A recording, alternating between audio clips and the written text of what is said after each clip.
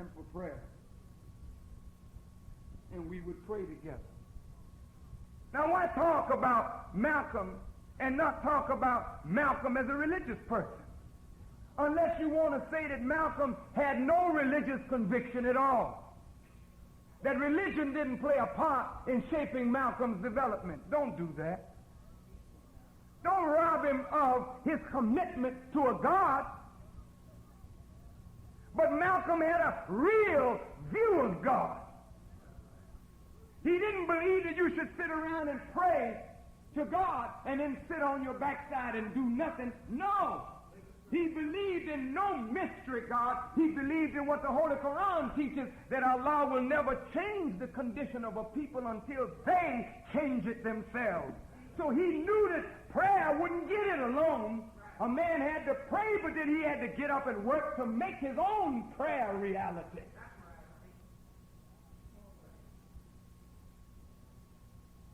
Malcolm didn't chase women. Now listen to me, brother.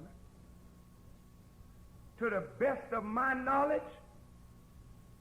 and I can't say that I know all, but to the best of my knowledge, I never saw Malcolm show any sign, even in looking at women, in a way where he would make a little hint to them that catch me around the stage door in the back, in the dark, after I finish. Women adored Malcolm. And the reason they adored Malcolm is because they couldn't have him. Ain't that something?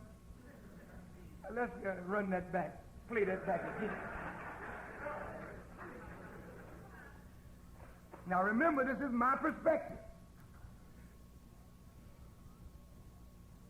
I have never seen a woman that met Malcolm that he didn't make either hate him or love him.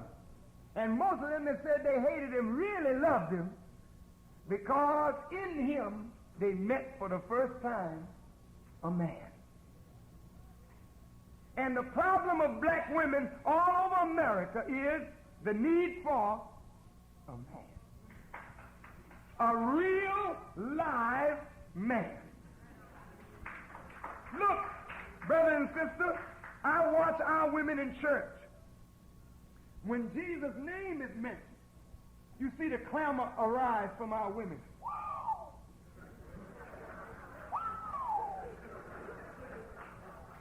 When Reverend just mentions his name, you hear them do this. Hallelujah. I said, what is this you're going through, sister? What's going on, sister? What's happening in your mind, sister? I know what it is. When Reverend said, Jesus is the rock. Jesus is the answer. Jesus is the Savior. And you know how much hell you catching in your daily life. You need a Jesus in your life, all right? So when his name is mentioned, you just go up. Well, when Malcolm came along, you didn't have to call on Jesus no more. Because somebody that looked like Jesus appeared in a palpable form that you could touch. And he made demands on men and women. He could walk into a room and immediately his presence would bring order to that room. Yes, it was. But what we don't want to see is that behind this man there was a teacher. Now, brother and sister, that's where we, in a sense, fall off the law. Because now the teacher of Malcolm is looked at as an immoral man, and a vile man, and a filthy man. And Malcolm, in many respects, looks like he's more disciplined, more principled than his teacher. All right? Now, if you will bear with me till 4 o'clock, I think I can finish it by 4. Now, brother and sister, as the jealousy against Malcolm arose, honest to God, Malcolm struggled to keep his leader out front. I watched him. As rumors began to spread that Elijah Muhammad was involved in some illicit affairs, and Malcolm heard this, and he still was trying to defend his teacher, Malcolm came under increasing burden to continue to defend his teacher. Malcolm began to believe that Elijah Muhammad himself was jealous of Malcolm. Now, we got to deal with it. Because when Malcolm made accomplishments, he would pick up the Muhammad Speaks newspaper, and the Times would have it in, the Washington Post would have it in there, but Muhammad Speaks wouldn't have it in there. He was a Muslim first. He was working for the nation. Why would the nation not print what Malcolm was doing of value for the nation? This hurt Malcolm. He was very, very hurt. Malcolm wasn't popping off at John Fitzgerald Kennedy on his own. The Honorable Elijah Muhammad had pointed out the deceitfulness of Kennedy to Malcolm. And in all Malcolm's speeches, he was calling John Kennedy John the Fox. Go back and read in 1963 when the boys were getting ready for the March on Washington. Malcolm is the only one that saw the trickery and the chicanery of the government of America, how it maneuvered the civil rights movement. And Malcolm spoke out against it forcefully in 1963. Toward the end of 63, after the March on Washington, Malcolm is coming under increasing internal pressure in the nation. I don't know what he's undergoing. All I know is he's under tremendous pressure. You could see it in his face. You could hear it in his voice as I traveled with him on the college campuses. He was beginning to lose his grip. And as Malcolm would lash white people, I mean, I've seen him lash white people to such a degree in a white institution that whites come right on up out of the audience to attack Malcolm. He had seemed to lose a balance and a perspective because somehow whatever turmoil was going on inside his mind in 63 was now beginning to manifest itself in certain moves that he had begun to make. Now, what we've got to understand is this. Malcolm was brilliant. Malcolm was wise. Malcolm was articulate. Malcolm was on the case. Malcolm pointed up the evil of white America. Yes, this is all true. But while Malcolm was doing that, what was the enemy doing? You see that camera back there? That camera has been on me ever since I started. There are people in here taking notes.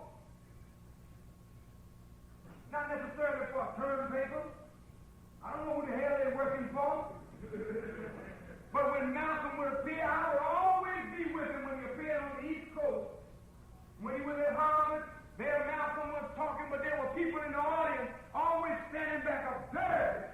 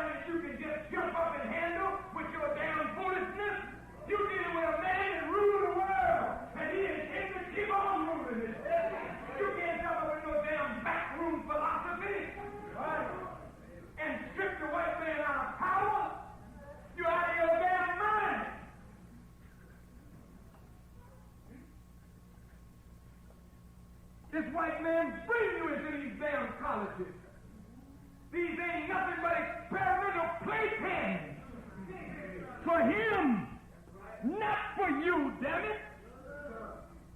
Say, come on, let me hear you. I'm going to give you tenure. I'm going to make you a professor. For what? I want to see what's in your mind, damn it. I want to give you the freedom to explore your mind. So if I can pick the elements of your brain and stop others from seeing it the way you see it, then I can stop you. California's famous for that.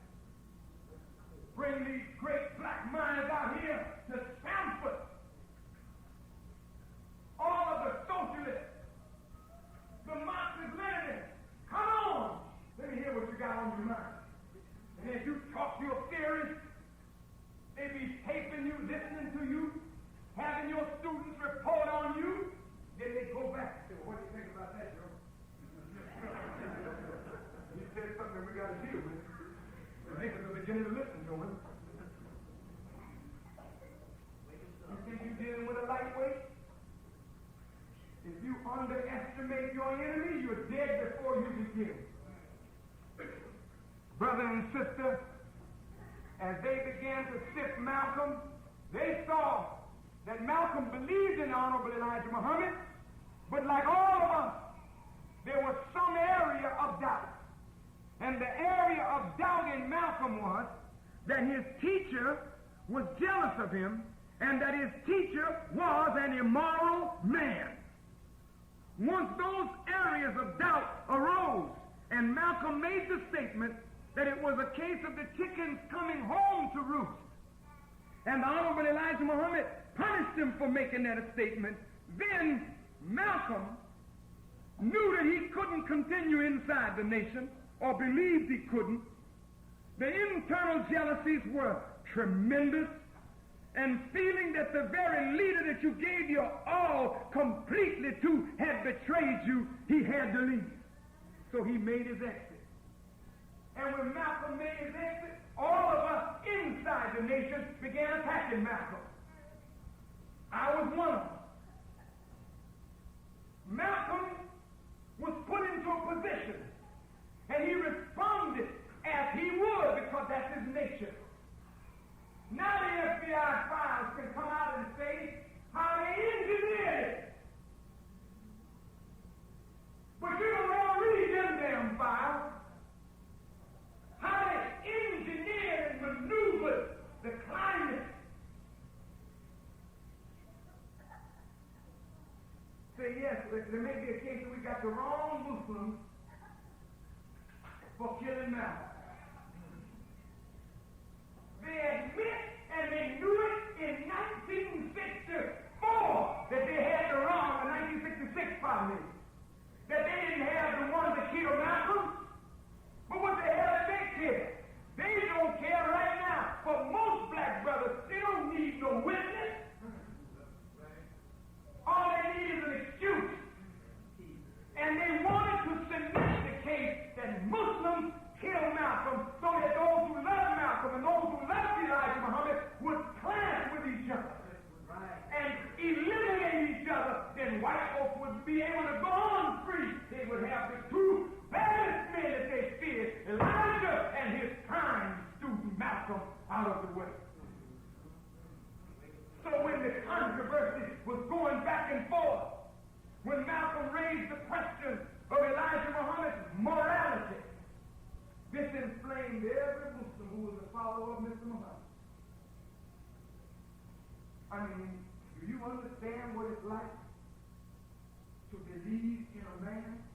See, you ain't never had that kind of commitment to none of your beliefs. You didn't have that kind of commitment to Dr. King that we had to Elijah Muhammad. You haven't had a leader that you walk behind with that kind of commitment. Many people don't even understand what it was in Mr. Muhammad that could get the commitment of a man like Malcolm so totally that Malcolm would deny his own life for his teacher. And ain't no ordinary man that evokes that kind of commitment, brother and sister. That's an extraordinary man that you've got to come to grips with. When Malcolm felt that his teacher betrayed him, the anger in him, the hurt in him, the pain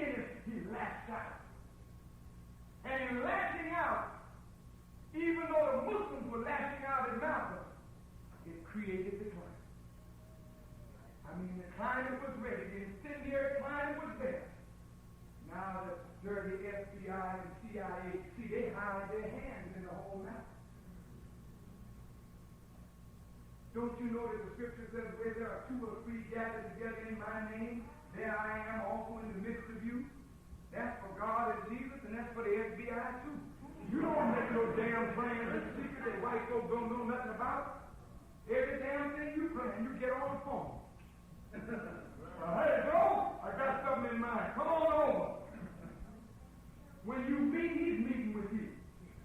He got all kinds of ways, not only of monitoring Russia, monitoring China, monitoring Vietnam. Don't you know if he can monitor countries thousands of miles away, niggas ain't no problem?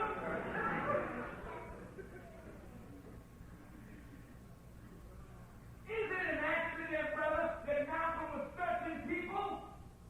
Up until the day that Malcolm was assassinated, Malcolm was having everybody that came into the ballroom to hear him, they all were searched.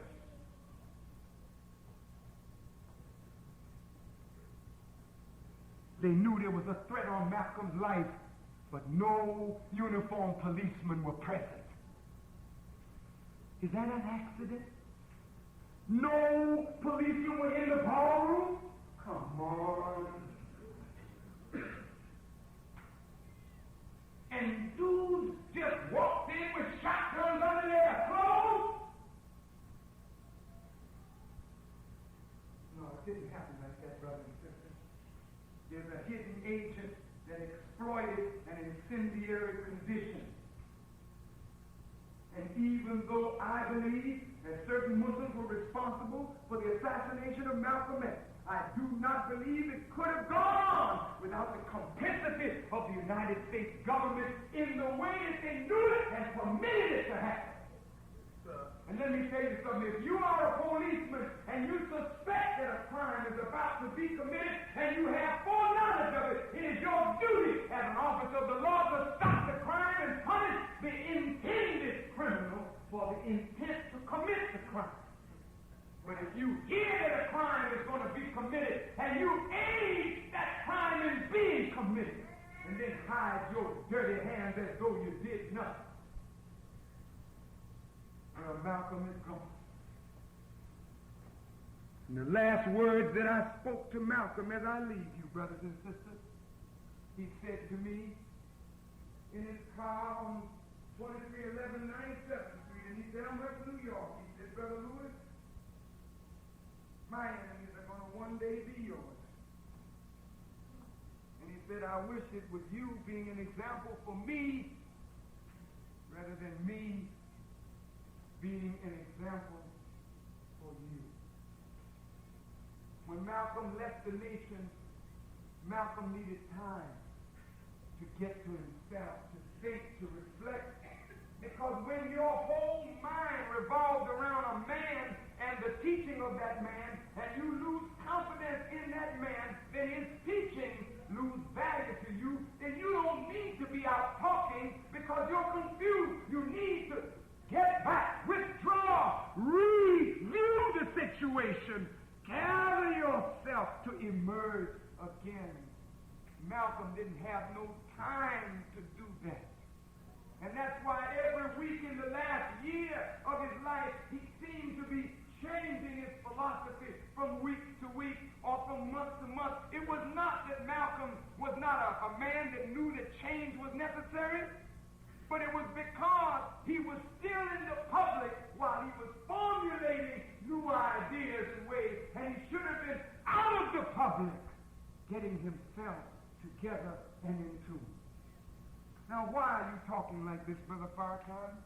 Because this little brother, unknowing that Malcolm was actually prophetic in what he was saying, lived to walk right up in Malcolm's shoes.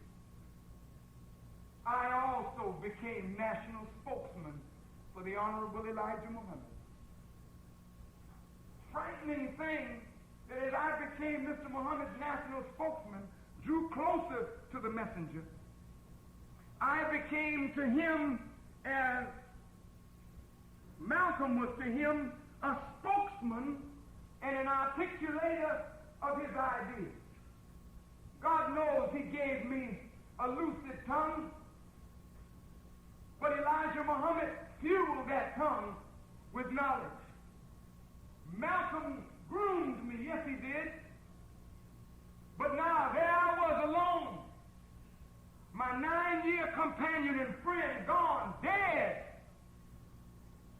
And here I was, out there in a strange world, speaking for the Honorable Elijah Muhammad. And slowly but surely, people begin to admire Brother Farrakhan. Admire what? His brilliant speech, his ability to articulate ideas, but not my ideas, his ideas. But look at the messenger, recognizing he's getting older, recognizing his time among us was running short. What does a wise man do? He prepares his student for the eventuality of life. Look, brother, don't you go to the dojo? You know when you go to the dojo, and the dojo is a place where they go through their martial arts. Don't nobody play with you when they get ready to throw you down. I'm going to throw you now. Oh, man, they throw you. Bam! When you get bam, you got hit. That's pain. Why must you experience pain now? Because when I'm no longer there and the real thing come along, you've got to be ready. I can't shelter you from pain and make you into something I didn't know. Sooner or later, I begin to feel the pangs of jealousy. I would come here to Los Angeles, to San Francisco, every temple that I spoke for. The whispering was going on. He's going to be another Malcolm. Another enemy. Right. Right in the house where I gave 18 hours a day, denied my family a father, to commit myself to a man and a message. Little did I know that in my own Muslim family there was a seed of that kind of envy and jealousy working to destroy Brother Farrakhan.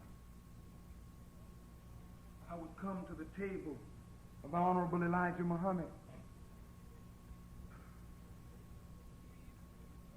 and at one time he would say to me things that would lift me up, and at another time he would say things to me that would have me going home and driving by the waterfront, crying, wondering, why he say that? Why he do that? I didn't understand.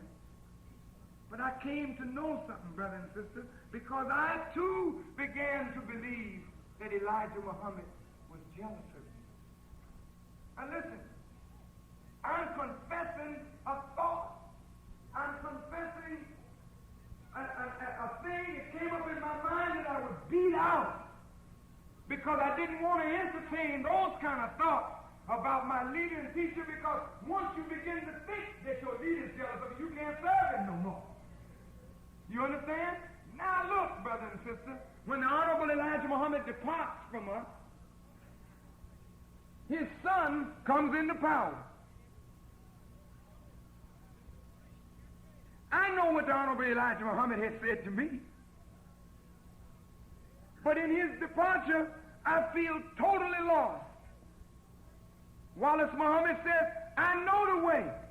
I said, go ahead, brother. I'll back you up. As God is my witness, no envy, not jealousy, but recognizing that leadership is a responsibility, and you can't play games with people's lives over vanity of being called a leader. If I didn't feel that I knew where the next step was, why should I try to fight for a seat that I didn't feel qualified to sit in? So when Wallace C. Muhammad said he knew the way, I said, go on, brother, and take it, and I'll back you up as long as you with your father.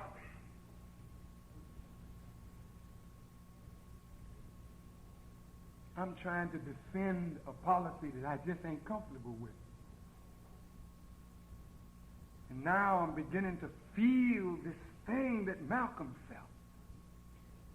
Everywhere I went, people looking at me as an enemy, trailing behind me in the Caribbean and South America. I mean, actually lying on me and my motives. Hear me now. But before the messenger left, this is a very key point. Please, please, if you don't hear nothing else, I want you to hear this key point. After I had taken all of the envy and jealousy of the laborers of Mr. Muhammad that I could, I decided we were going to have a showdown at high noon in Mr. Muhammad's house, and I was going to get to the bottom of this. If we had to fight, we'd go down. I get to Mr. Muhammad's table, and take it for this long.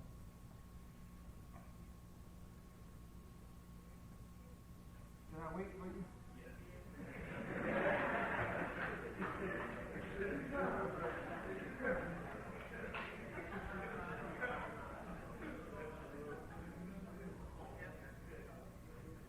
All right.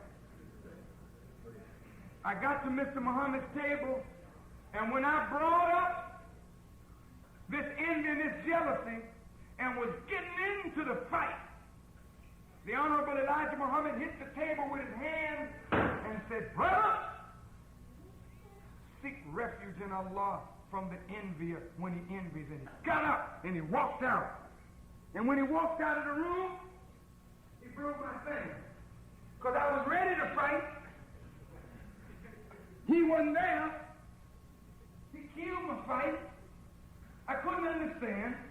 Then he comes back in 5 minutes later, and he sits at the table and says, "Now, brother,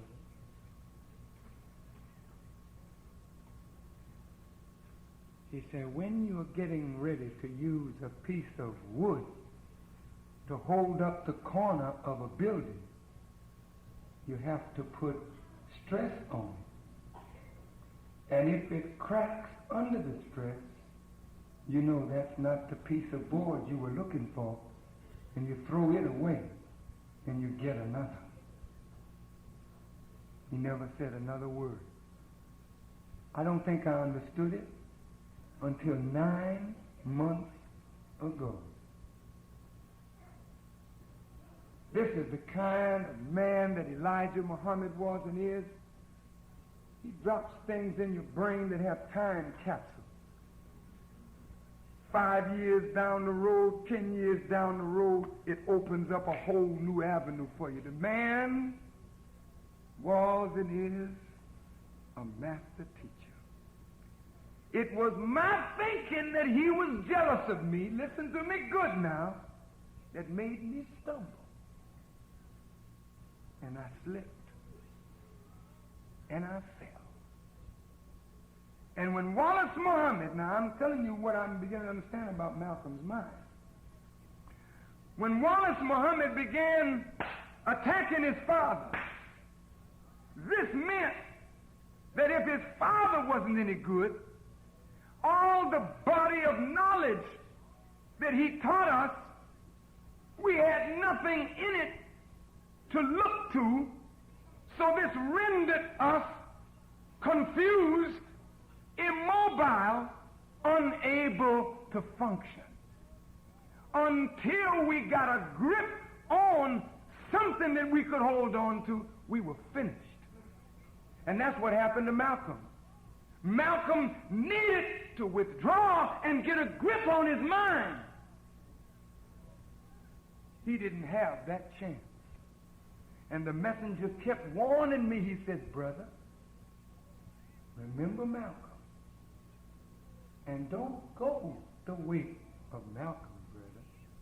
And all that Malcolm wanted, brother, will come to you." I didn't know what he meant.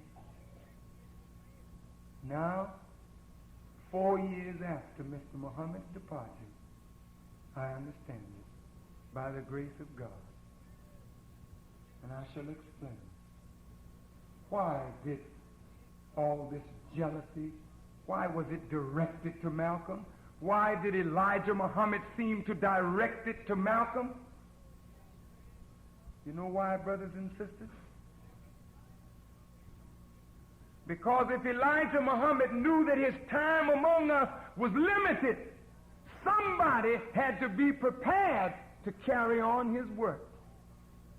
The hadith of Prophet Muhammad says the three most envied men is a rich man who gives away his wealth to the poor, a wise man who teaches knowledge to the ignorant, and the man to whom the Holy Quran is revealed. Malcolm should never have run from envy. Malcolm ultimately had to face envy and jealousy, because if you are going to be a leader, your people are not always going to understand where you're going. Some of them are going to hate you. Some of them are going to scorn you. Some of them are going to speak evil of you. But you've got to be able to take it all and hold your course and be steady as you are, and never become vindictive against the people that are against you, because you know they don't understand. But if you understand, then you got to hold your course. And what the Honorable Elijah Muhammad was doing, as I later learned, was directing that to Malcolm and watching to see how Malcolm handled it. It may seem cruel. It grieves me to know that it broke a man and led to that man's death. But I'm here today because Malcolm died, that I might live. Hear me now, brother. That man was a friend to me. He was a brother to me. He has never told me anything other than right. And the last words he said is, I wish it was you being an example for me rather than me being an example for you. So when the time came that I could no longer agree with Wallace D. Muhammad, I had an example to go by. I quietly withdrew. My brothers in the world community attacked me viciously, and still do to this very day. They try to read my motives. Farrakhan just in this for money. You a damn fool. I'm not no little foolish, lightweight fella. I've got talent. I don't need to be playing this kind of foolishness to be a man to get money from you. Hell no.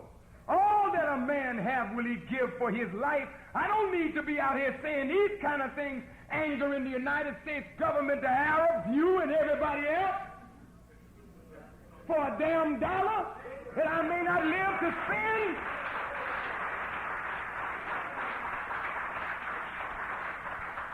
It ain't money that I want.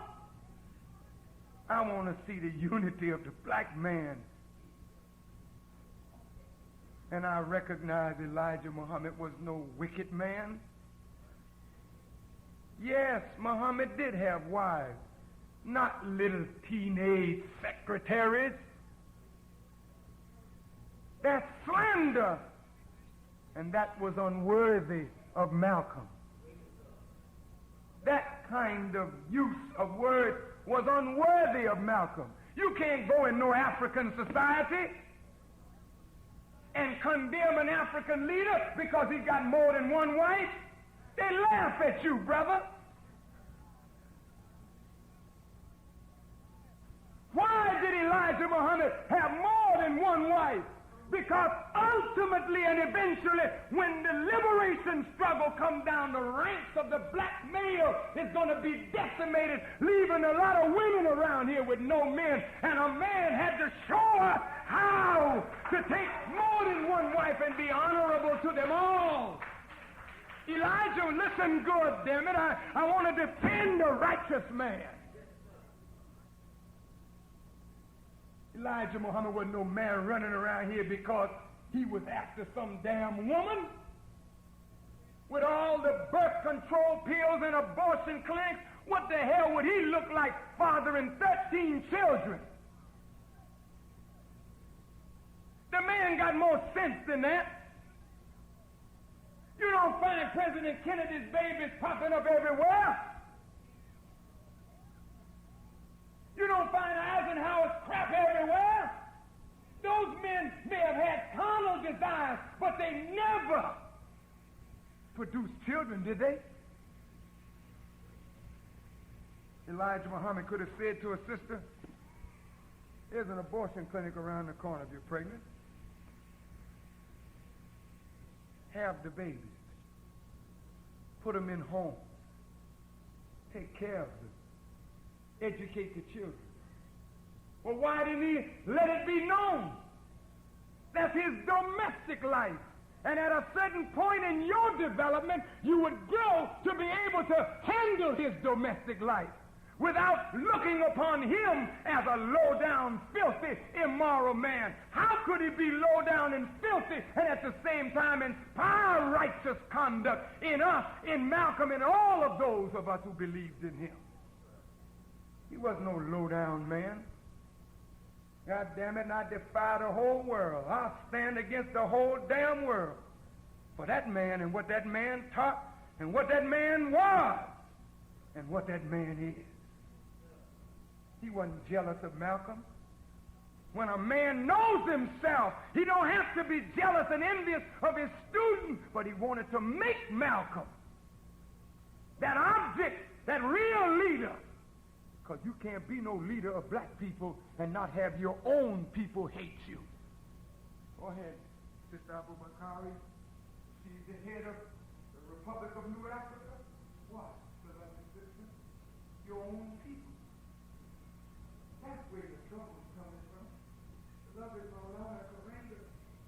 You white folks don't have to do it to us anymore. We just so expert at doing it to each other. And if we're going to let our own evil to one another take us off the course, we'll never be leaders.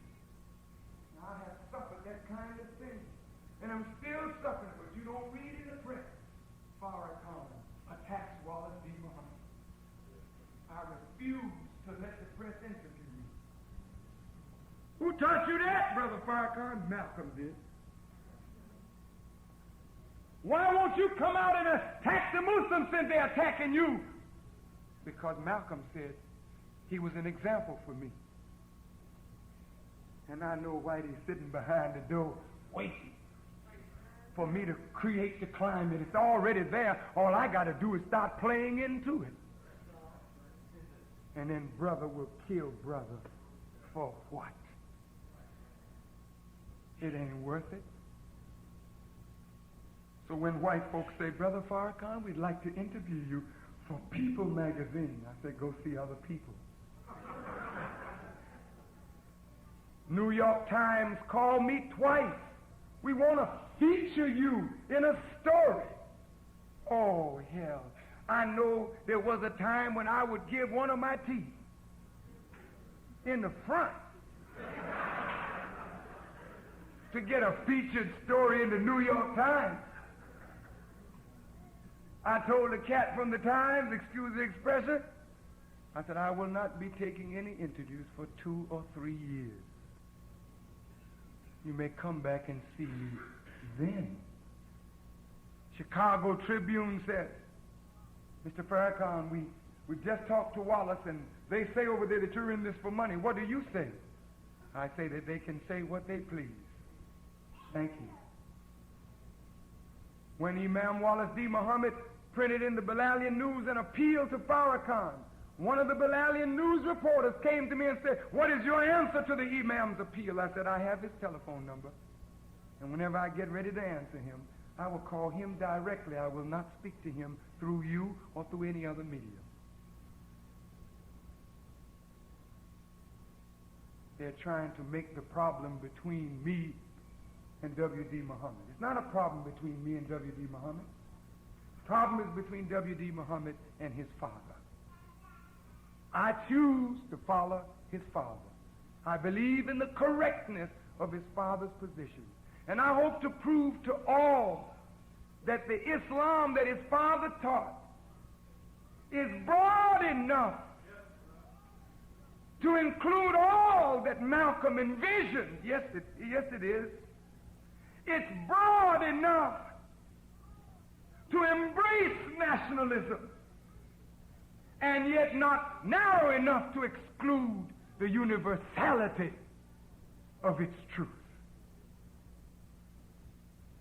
I will prove that the Nation of Islam, as conceived and taught by the Honorable Elijah Muhammad, is not some lightweight, limited thing, but it has the capacity within it to embrace us in our development. But I leave that not to talk it, but one day soon we shall demonstrate it. And therefore I refuse the media, because I don't think in reality we need the media. I don't think that we need to go in front of the television talking about strategies for black liberation. There's no white general that talks his strategy in front of his enemy. And we don't know who our friends are until they're tried and tested and brought through the fire. So whatever thoughts you have for the liberation of our people, you have to store them away. And what you say publicly or even privately, don't be afraid to go back out and say it publicly again, because you're going to hear it again. So as I leave you, brothers and sisters, I thank you for your indulgence. I think that my experience enables me to build a bridge between Malcolm and the Honorable Elijah Muhammad. I think my experience shows me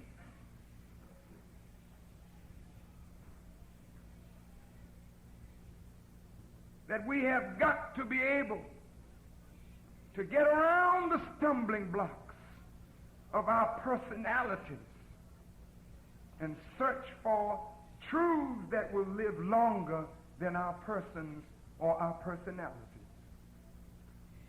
I bear witness as I leave you that the struggle will intensify. I bear witness as I leave you, brothers and sisters, that America is not going to get better for the black man. She's going to get exceedingly worse. I want to warn you, brothers and sisters, that as America is shut down more and more by the international ramifications of this which is called inflation, as white people begin to suffer more and more and have to revise their standard of living downward, they're going to take off the mask of civility, and a naked beast will be staring us in our faces. Oh, beloved black brother and sister, there is nowhere to run. We're going to have to dig in and remember that if we're going to start fighting each other, we only weaken ourselves for the ultimate challenge that we will eventually face in the age. So my brothers and my sisters, I want you to know that I am not an exclusivist as a follower of the Honorable Elijah Muhammad. I am an inclusivist, meaning that I want to and desire to and will, by the help of Allah, work with all of my brothers and sisters who are in this struggle for the liberation of black people. I will do whatever I can in whatever way we can to aid you in your development. For I don't see us as many ideas. I see us now coming to grow into the respect of each other and each other's ideas for liberation. Sister Abu Bakari, I agree that unless and until reparations is brought before the world, we don't have nothing. Affirmative action is not what we want, unless it's the affirmative action of understanding that 400 years of sojourn in America demands something, and we did not give up our inheritance or our heritage in Africa.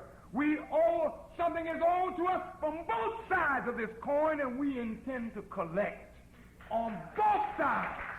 Here it is now.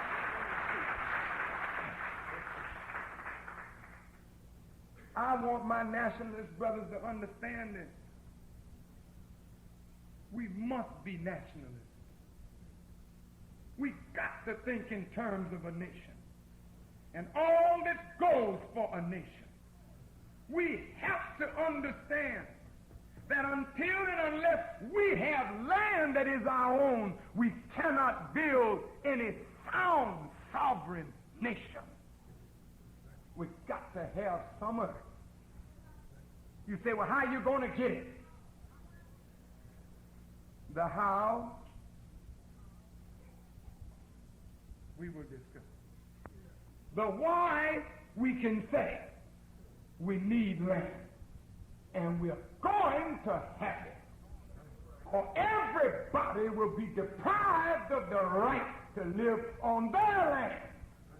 Because ain't none of you had no damn land until we gave it to you.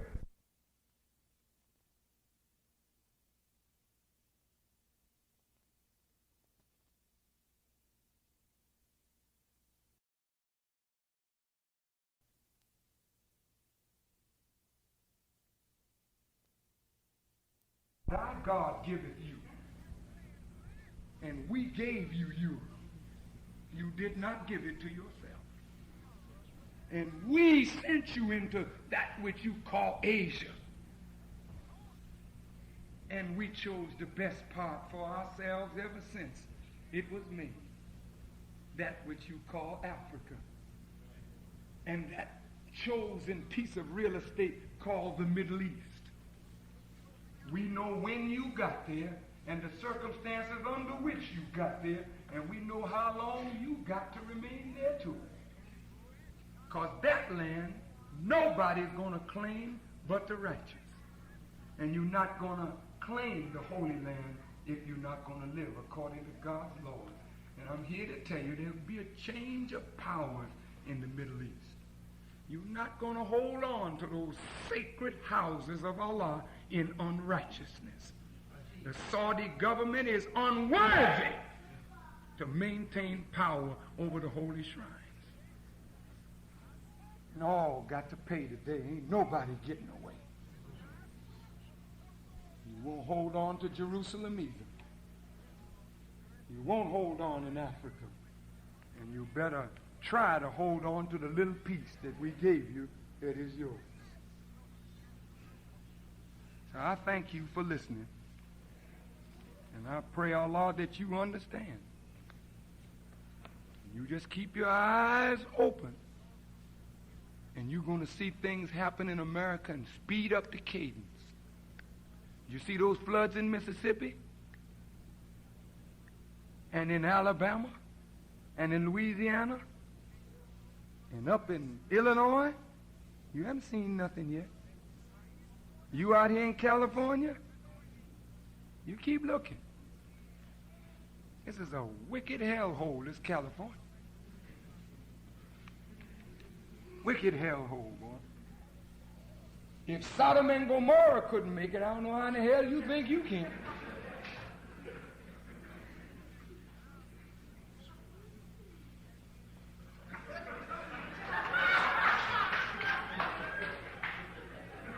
I mean, brother, there was a time when we wouldn't even tolerate this, you remember? There was a time when if you was a sister, you had to hide that. And when you walked out among us, you had to act like a real man and put a piano on your back.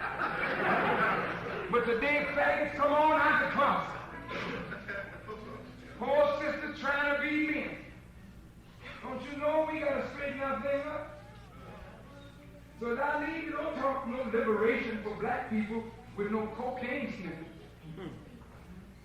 Your nose is so messed up, they got to take you in the hospital and cauterize your nose. You looking for black liberation and snort. Soon as this thing is over, you gonna be high, some of you, and right down there doing the free. Get down. Come on, baby, get down. You know, well, people that's intelligent, you know, we let this right man take a damn fool out of it. You know that? We need to get up, don't you think? Right. So stop letting them program you to get down. Don't be out here doing the freak. But all the time you get into that damn thing, freaky deaky, you know what you suggesting to yourself? You keep suggesting to yourself freakish behavior. And then you begin to tolerate that kind of freakishness that does not lead to ask America. Ask Rome, ask Southern You can't build up on that. Leave the white man's woman alone.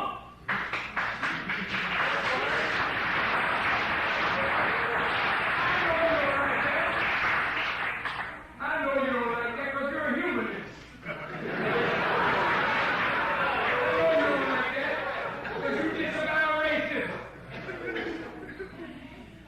Some of you have used Marxist-Leninism as an excuse to hide your integrationist ideas. You ain't nothing but a damn glorified integrationist hiding under Marx. How in the hell can you be a Marxist learning theory and no place to practice it? You can't practice Marxism or that kind of economics in America. You gotta find a way to practice your theory in order to refine your theory. Come on, brother and sister. Let's not hide behind things. Let's open it up and see what's really inside.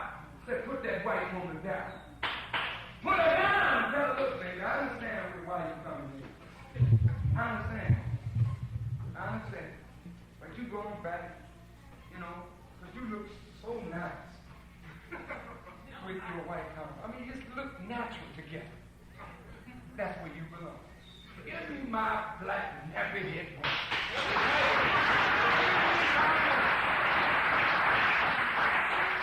That's who I want. And I'll tell you, goddamn, you should stay away from what is mine. And I'm telling you, sister, we're coming for you. Every one of you, we're coming for you. You're not going to get away with this madness. We're coming for you. And brother, we're coming for you too. You're going to get your thing together. Ain't going to be no stealing. Ain't going to be no dope selling. Ain't going to be no pimping of black women, hustling black women. That game is all. We're either going to clean up or we'll be out of it. Totally. It's got to come that way. Now, around Karenga said, I don't think I'm quoting him, so I better paraphrase. And in order to be a revolutionary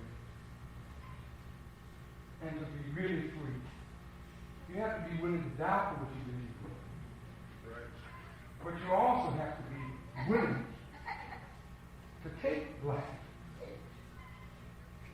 You know, when you love yourself and your people enough, there will be a time for teaching and a time for warning and a time for accountability. I want to be accountable to God, but I want to be accountable to you. If I'm going to be in front of people, I want you to know that I'm not ripping you off. And if I'm ripping you off, I need to be dealt with. As an example to everyone else that would rip off his people. See what happened to Farrakhan? That's what happened to you. And until your politicians and your leaders and your teachers know that they got to be accountable for what they say and what they do in the dark, then we'll continue to be a people. But when you put your politician in Washington and he make a funny deal and come back and be required of it, then what happened to Congressman so-and-so? You know, he didn't show up for Congress due.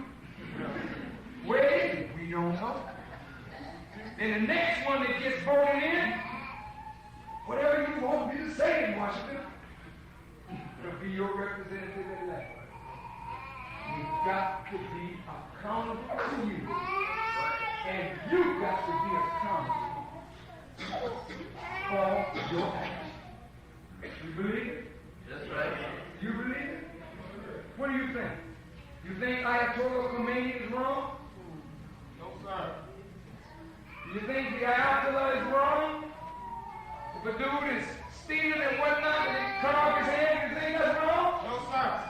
How many hands do you think we could chop off in America? Don't you think stealing would stop? Quick, brother.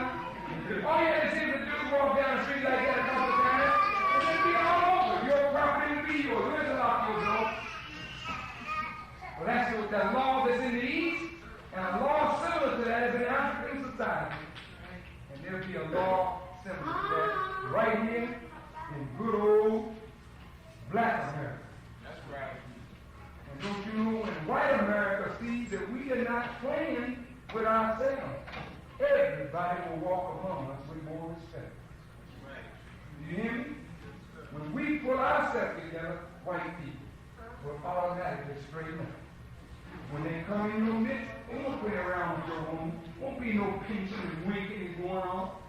They'll respect her as we respect her. And the Arabs, they got stores in our community. They will not be selling hog and whiskey and everything else in our community while they claim to be Muslims. Now, we're going to get you for that. Right. I'm telling you in advance, we're going to get you for that. Right. That's right. We're not going to play that crap over here because you wouldn't do it over there. That's right. That shows you you're really not a follower of Prophet Muhammad. Right. That's why God had to give up somebody because you're not fit to carry Prophet Muhammad. That's right. I just want to lay that on him. I guess are they going to have we're going to have a question period or? Yes, sir. Oh, well, I get some water. And then we'll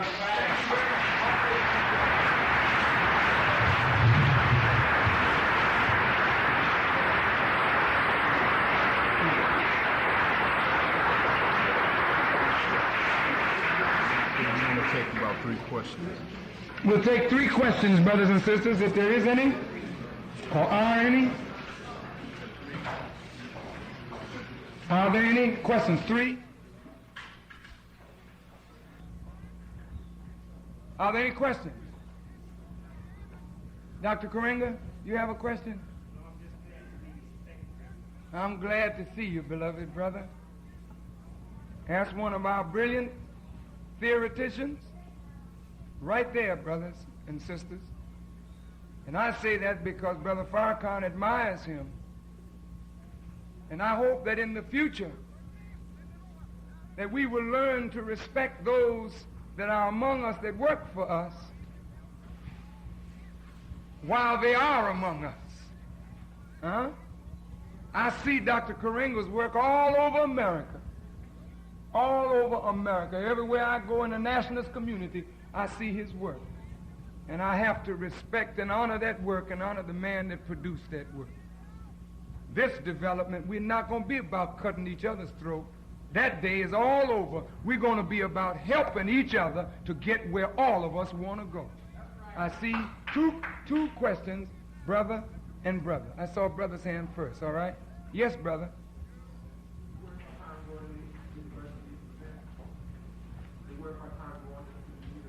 His question is it worth our time going to the universities in America? Yes, sir, it is. Why is it worth our time? America has some very fantastic universities and very great knowledge that is given out. If you have no knowledge of yourself coming into these universities, then they socialize you and program you into a useful tool for their service. But if you've got the knowledge of yourself, you can come into these universities and extract out of them what we need as a people to go on into liberation. Yes, there's a lot that these universities have to offer, so don't say, I ain't going to no white universities. It would be fine if we had universities of our own, and I'm sure we will. But until that happens, come and get whatever you can out of these universities, then use it for the advancement of yourself, your people, all over the world, and then the rest of humanity. But first, get the knowledge and use it for yourself and your people in America, then your people abroad, then the world. Yes, brother. Most free independent countries are sending their nationals here to study. They don't come here to learn Western ideas and philosophy, but the Western man makes sure that he puts his ideas and philosophy in you before you go back to your country, so that he has an in that country through the students that have been taught here. But Nkrumah studied here. And he got something. So, brother, yes, apply yourself, please. That's how you're going to make it. Apply yourself to study, but the main ingredient of study is the knowledge of self. Thank you. Yes, sir, brother.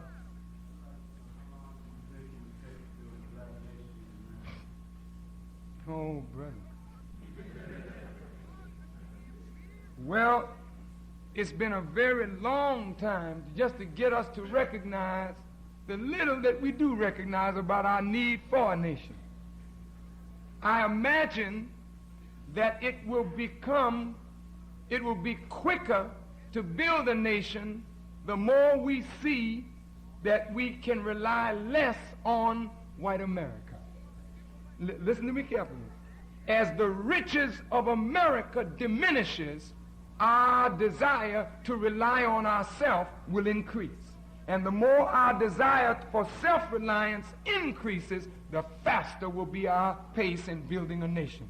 And it won't be as long as it has been. It certainly won't take 400 years. It will not take no 400 years. But we'll get it started, and our children will carry it on. Yes, brother.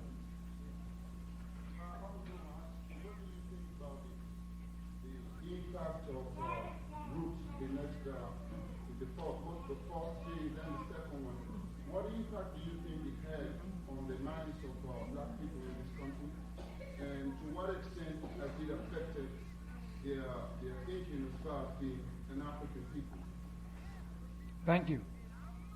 I think Roots has had some positive effects, but also some negative effects.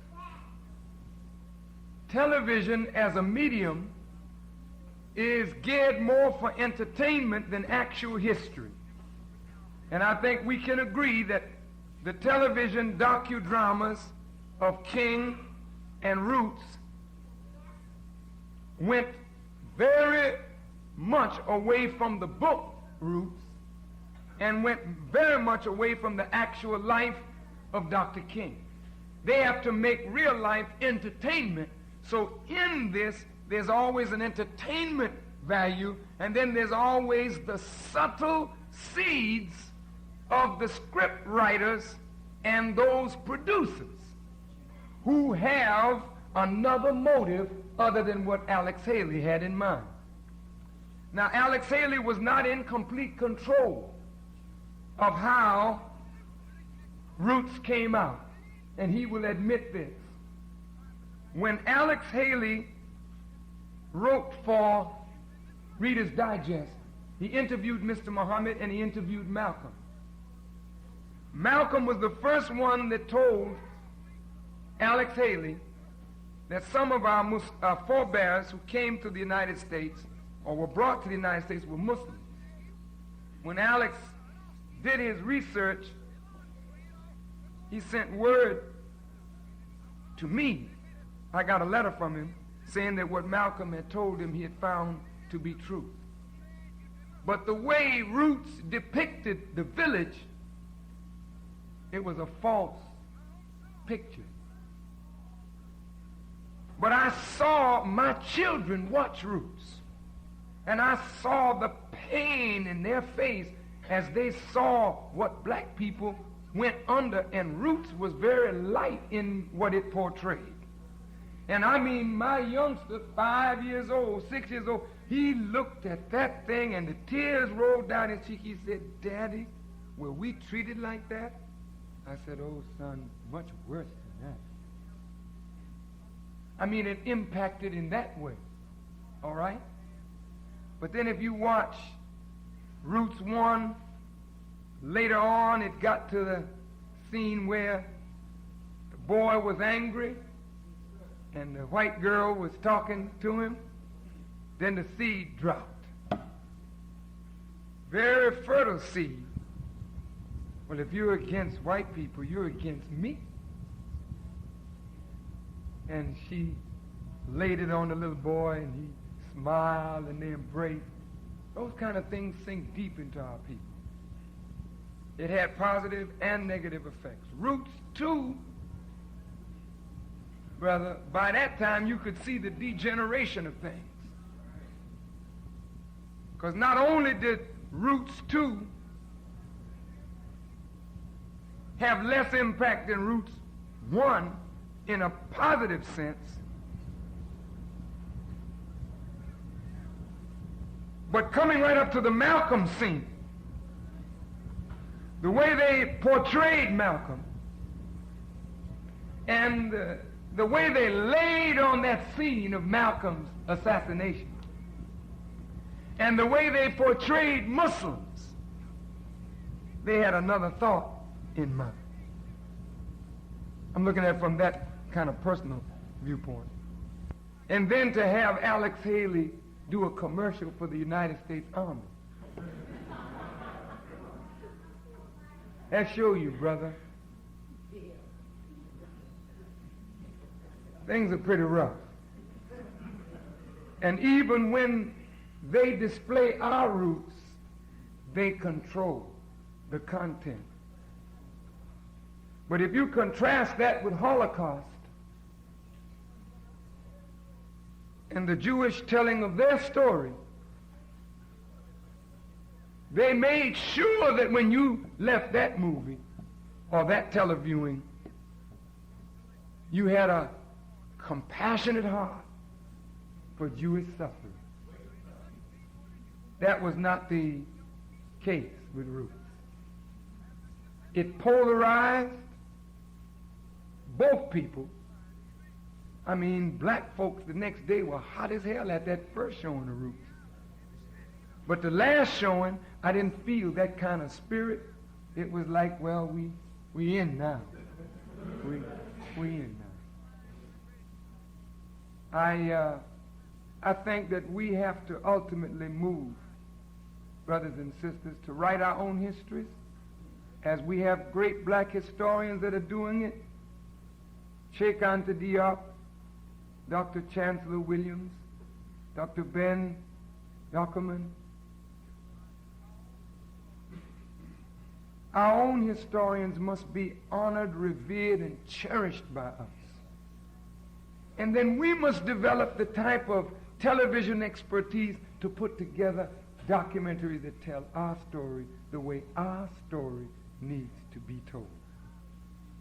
Now to you, my dear brother, as an African, and we as Africans transplanted in America, if I may use those words, we need to strengthen our ties.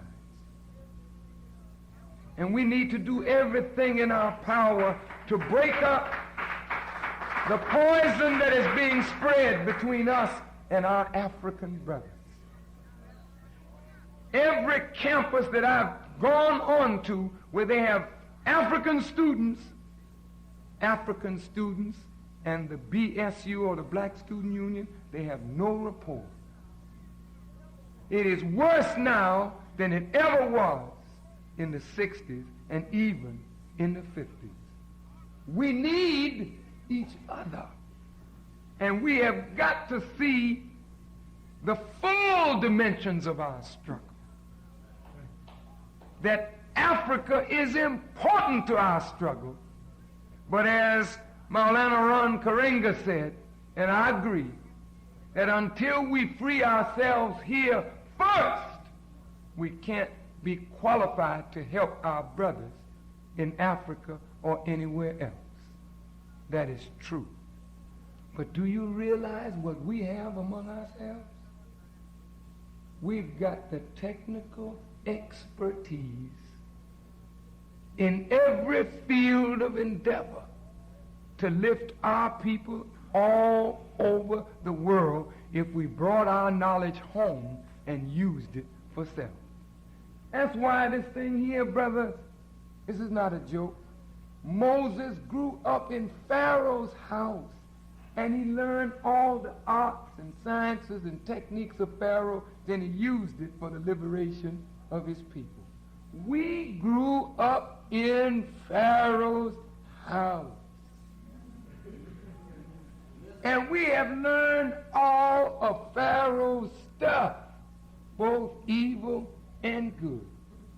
Now what we've got to do is use what we have learned for the liberation of our people here and all over the world. So brother, we lock hands together as brothers. We love you. Sister and sister, these are the last two questions. In light of how our American society is separated families, what do you feel is the black woman's role in being the progressive part of the liberation? Oh, sister, I'm so glad you asked that question. Because here again is a lot of misconception about the teachings of the Honorable Elijah Muhammad. We thought that Elijah Muhammad was, I guess they would call him a male chauvinist. And if you go by outer appearances, it would seem that way. But I want to say this about Mr. Muhammad. In the early 30s, do you know he had women ministers? This is true. Those women ministers, sister ministers we call them, were so fiery, brothers would sit on the front row and they couldn't help but accept the teachings after the sisters got through walking on them. But it reinforced the old thing coming up through the matriarchal society that America produced. The Honorable Elijah Muhammad felt, and I like his rationale, that he had to pull the sister back and push the brother out, whether he was qualified or not. Get out there and make an attempt to leave. Do you know why? Because if we didn't do that, we would continue to hide behind the fearlessness, the courage, the bravery, the intelligence of our women folk. This is not a denial of what our women had. But how could we ever assert ourselves as men unless somebody pushed us out there and made us do it? So what the Honorable Elijah Muhammad did, if you notice, in the early 30s, we didn't have women that had college degrees or even high school diplomas. We were mostly unlearned. He pulled the sisters in, pushed the brother out, told the sisters, hear me now, that your base of operations is the home. Your base, not your place, your base. Because the art of homemaking is lost to black women. And I do not care how much intellectual expertise you gather. If you don't know how to make a man happy, you ultimately are not happy yourself. And the art of making a man happy is the art of producing a heavenly home environment. For the strength of a nation is in the strength of male and female commitment to each other. The strength of a nation is in the strength of its family. And the strength of a family is in the strength of the home. You see that? All right? So, I'm going to say this to you, sister. As God is my judge, we don't ever want to see our woman walking behind us. We are revolutionaries in a very unique sort of way. Our women had to step back in order for us to grow in leadership. You know why? Because a woman cannot respect a man who refuses to take his place. And when a woman finds that a man refuses to take his place and doesn't show her that he is worthy of being honored, she treats him like a child. And most of our women do not have men, they have children that they nurture. And this is why a woman can actually take off her brassiere and just jiggle her breast in a man's face and he go wild. We should have been off the breast since we were 2 years old. But we got children around here running after boobs, running after butt. And this woman knows you're nothing but a child and a chump. But I'm going to tell you, brother, what is making me a man? The Honorable Elijah Muhammad, when I was no man at all, taught my wife to respect me, not for what I was, but for what I had the potential of being. Now hear me. That wife of mine, as a sister in the Muslim girls training class, learned how to show me respect even when I wasn't worthy of it. I've been married 25 years to the same woman. Hear me now, brother. And I'm growing into a man today because that woman knew how to help me to become one. The Honorable Elijah Muhammad said, when he asks you for something, show him respect. Honor him. I mean, I wasn't worthy of it, but that woman honored me. She would say to me, and this was no subservient thing now, because I only struck her once in 25 years. When I struck her that once, she struck me back immediately, and that was the end of them striking days. So it ain't no subservient thing, but that woman, honest to God, that woman that is my wife, she handled me beautifully. We've had arguments, but never them kind of arguments where, it gets to this point. She knew when I was reaching that point that would make me less than a man, because you're always less than a man when you got to beat up a woman. She would, she would just be quiet. And later on, I would come to see what she was saying. Women are very artful, brother. And don't you know, sister, if you can make a man think about you in the future, how you do. You put on high-heeled shoes and put on a foxy dress, the man is reading the book. He want to read a book. He don't want to be bothered like this, but you want his attention. You know how to get it. Just walk in, make a little noise, and you move in such a way that when he looks up in the book, he's got the picture. And after the picture develops, you know he don't want no book no more. He wants you. Sisters know how to do that, Daddy. Sisters know how to suggest to a man's mind. I've actually had conversations with these sisters. And they be trying to talk into a romantic thing. Brother. Well, the brother's not too bad himself, but he never gets by a woman. I want to see you coming long before you even start your journey, brother. But she plays like she don't know what you're up for. But I ain't never met a dumb woman in my life. It's smart.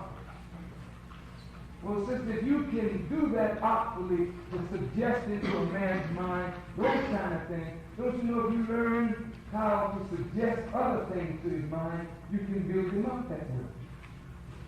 And my wife, thanks to Allah for the Honorable Elijah Muhammad and the way he taught, that's the reason I'm able to come here and leave Chicago and fly here. And my wife is not worried about her husband. And I'm not worried about my wife. And I could leave here and go into another part of the country. But that woman knows that my commitment is to black people, and her commitment is to help me in my commitment to the struggle of liberation for our people. So I expect to be with this woman until they put me in the earth. And I'm telling you, brothers and sisters, the Honorable Elijah Muhammad produced that. Brothers, you don't have to stand, all right, because I can't see the people. Yeah. I just want to look at them. And so, in fully answering your question, sister, your role is right beside you. Your role is to develop all of your talents, capabilities, and utilize those capabilities for the struggle of liberation. If it's flying a plane, if it's going into outer space, if it's working in the chemistry lab, or if it's running a factory, running a school, whatever it is, if you've got the qualities and capabilities to do it, that's what you must do. But never forsake the home base, because without the home, you don't have nothing in the factory that will keep you happy, nothing in space that will keep you happy, because your happiness is a man. And a man's happiness is a woman. That's his comfort happiness. But the real happiness of a man is seeing his ideas come to fruition. And that we complement each other. That's our role. So let's not join women's liberation movement. I don't want to see you marching with white women for women's liberation. Because you ain't got nothing to be liberated from to take out. Because you ain't never had no man to rule you. Not no black man. He don't rule you. He may brutalize you, but he don't rule you. Now there is a difference, you know. Because you have never had no non-private thoughts about it. I mean, you know, where he's coming from, you just choose to go along with it.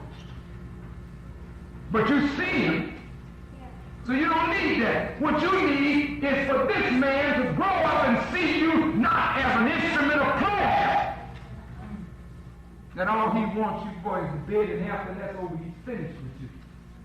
What we've got to see is that our women have a lot to do about the development of our world. You see this paper? The final call. This is our first paper. I hope that you will read it. We're going to try to perfect it and make it better every edition. But you know who helped me to put this out? You know why I wanted a woman to help me with this paper? I didn't want a man. I wanted a woman.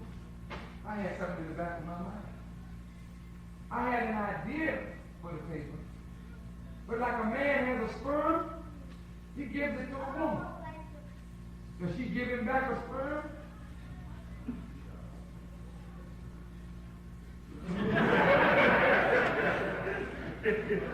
She evolves, develops that sperm, and gives him back a child.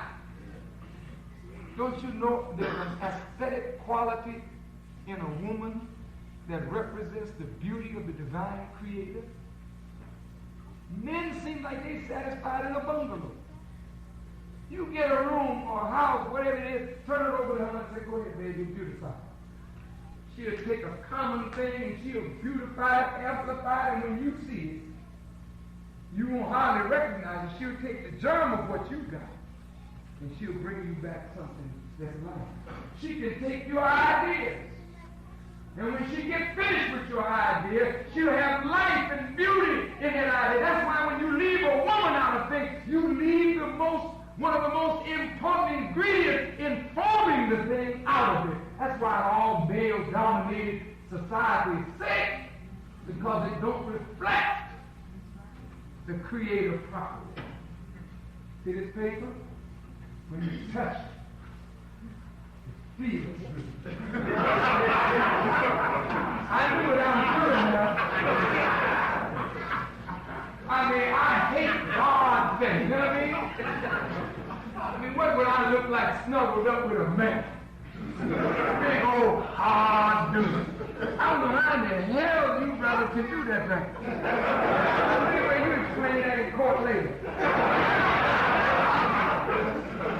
I wanted a paper that was soft, that had some feel to it, that when you feel it, you know that somebody cares. When you look how well laid out that thing is. That sister did that. I wanted it, the substance of it, we could give her, but I wanted her to put the aesthetic quality to it and beautify the substance. And that's what she did. I think she did a beautiful job, and I love her for it. And I'm saying that that's what I had in my mind, and I'm telling you, brother, the misuse of the woman will be the destruction of our nation. The proper use of the woman is the proper use of yourself and the furthering of your nation. When you put her down, you put yourself down. When you pick her up, you pick yourself up, because she is and represents the future of you. So when you mistreat a woman, you ain't just mistreating her. You hate the future. That's your future. brother, be careful how you put your hand in your preacher's face. Because you see that sister? When she's carrying that light for you, brother, she can do something to that light while she's carrying it to turn it against you right from here. Now, you don't think so.